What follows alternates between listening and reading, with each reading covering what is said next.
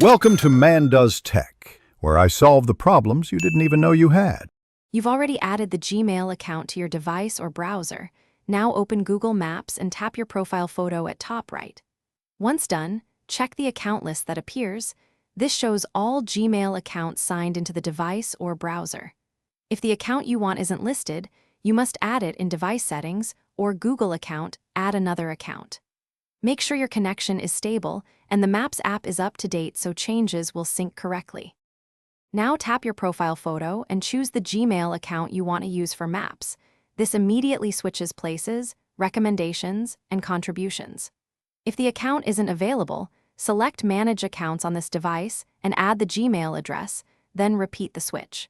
Make sure to check Map Settings Personal Content to confirm location, history, and places are tied to the selected account. Switching accounts updates saved places and contributions, so verify which account holds the favorites you need. Finish by confirming saved places, contributions, and timeline now reflect the chosen Gmail account. Open Saved and Timeline to inspect items. If something didn't change, sign out of Maps and sign back in or clear the app cache to force a fresh sync, then reselect the account.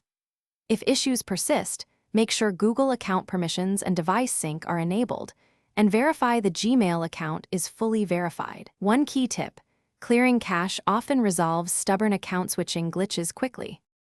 Thanks for watching. If you found this helpful, don't forget to like and subscribe.